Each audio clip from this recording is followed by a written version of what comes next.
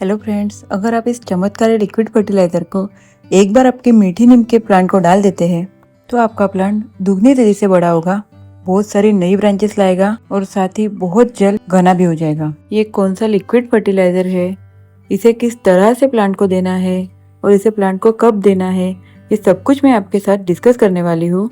और कुछ important tips जो आपको फर्टिलाइजर देने के पहले ही आपके प्लांट के साथ कर लेनी है। सो वीडियो को इन तक जरूर देखिए और चैनल पे नए हैं तो सब्सक्राइब जरूर कर लीजिए। तो चलिए इस वीडियो की शुरुआत करते हैं। कड़ी पत्ता आप 3 तरीके से लगा सकते हैं। आप चाहे तो नर्सरी से प्लांट खरीद कर ला लीजिए, मात्र आपको 30 या 50 रुपए में ये प्लांट मिल जाएगा। अगर आपके घर के आसपास कड़ी पत्ते का बड़ा सा पेड़ है, मार्च अप्रैल के सीजन में इसके बीज निकल आते हैं, आप वो भी डायरेक्टली प्रोपोगेट कर सकते हैं। अगर आपको वो भी नहीं करना तो सिंपली जो बड़ा पेड़ होता है उसके आजू बाजू में छोटे छोटे प्लांट्स निकल आते हैं, तो वो भी आप डायरेक्टली लगा सकते हैं। ध्यान रखिए, जब भी वो प्लांट निकाले वो रूट के साथ होना चाहिए, तभी ये प्रोपोगेट होगा, नहीं तो ये कम्प्लीटली सूख जाएगा। अभी जो मैंने ये प्लांट्स लगाए हैं, वो थोड़ी देर पहले जो मैंने अभी दिखाया था कि वो नीचे बहुत सारे प्लांट्स आ गए थे, वही मैंने उखाड़े 3-4 प्लांट एक साथ कर लिए और यहाँ पे लगा दिए हैं।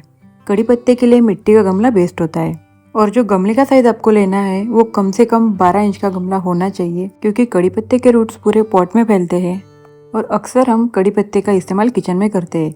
साथ ही इसके मेडिसिनल बेनिफिट्स भी हैं। सो इसका गमला लेते वक्त थोड़ा बड़ा गमला लें ताकि हम ज़्यादा से ज़्यादा कड़ी पत्ता प्रोड्यूस कर सकें। कड़ी पत्ता एक मेडिसिनल प्लांट है जो कोलेस्ट्रॉल को कम करता है। साथ ही ये plant 15 degree to 35 degree temperature में रहना पसंद करता है। मोस्टली क्या होता है ना, जब इसका टेम्परेचर बहुत कम हो जाता है तो इसकी ग्रोथ थोड़ी रुक जाती है, और अगर टेम्परेचर बहुत ज़्यादा बढ़ जाता है तो इसके लिप पे ऐसे ब्लैक ब्लैक स्पॉट आने लगते हैं। कड़ी पत्ते के साथ एक काम जरूर कीजिए, अगर आपको कड़ी पत्ते को घना बनाना है तो इसकी टिप की पिंचिंग करते रहिए, क्योंकि कड़ी पत्ता हमेशा ऊपर से बढ़ता है।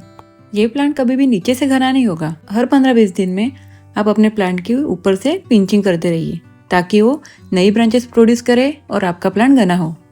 फरवरी टू सितंबर का जो टाइम होता है उसमें कड़ी पत्ते का प्लांट बहुत अच्छे से ग्रो करता है और काफ़ी अच्छे से रह लेता है। लेकिन जब विंटर्स आते हैं, अक्टूबर, नवंबर, दिसंबर, तो ये प्लांट थोड़ा स्ट्रेस में चला जाता है और ख़राब होने लगता है। प्रूनिंग करते रहिए और नई ब्रांचेस आती रहेगी। कड़ी पत्ते की मिट्टी वेल ड्रेन होनी चाहिए।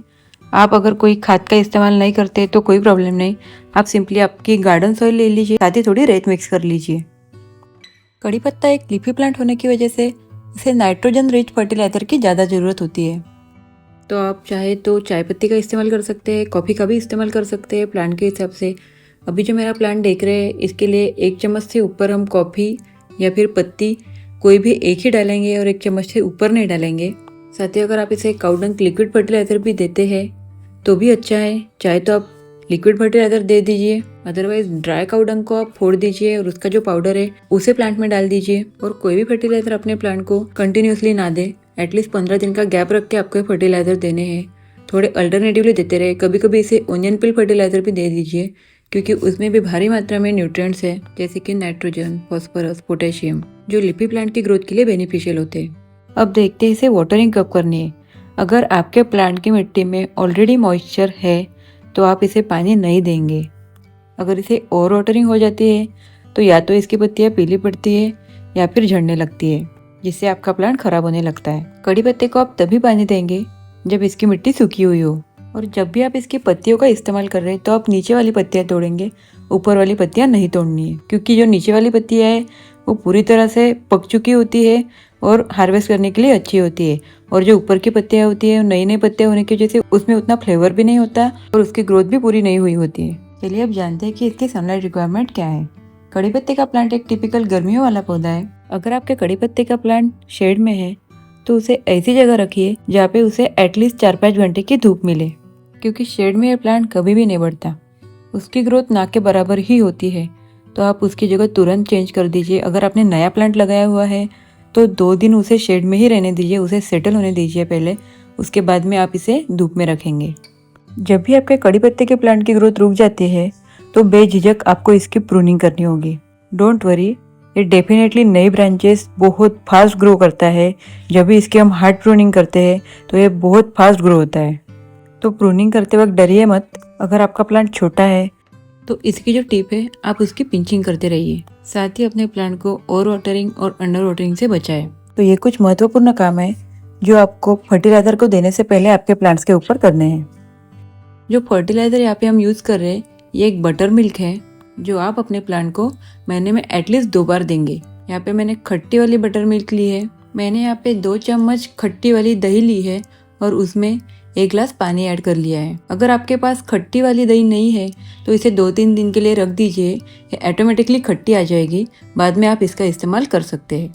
कड़ी पत्ते के प्लांट को बटर मिल्क बहुत पसंद है। एक्चुअली कड़ी पत्ते को भारी मात्रा में नाइट्रोजन की जरूरत होती है और बटर मिल्क में भारी मात्रा में नाइट्रोजन होता है, साथ ही ये पीएच लेवल भी मेंटेन करता है। इस फर्टिलाइजर को तभी दे जब प्लांट की मिट्टी पूरी तरह से ड्राई हुई हो। मिट्टी की अच्छे से गुड़ाई कर ले, बाद में फर्टिलाइजर अपने प्लांट को दे। अगर आपके प्लांट की ग्रोथ रुक गई है, इस फर्टिलाइजर को आप महीने में 2 बार डालते हैं तो आपका प्लांट रॉकेट की स्पीड से बढ़ेगा।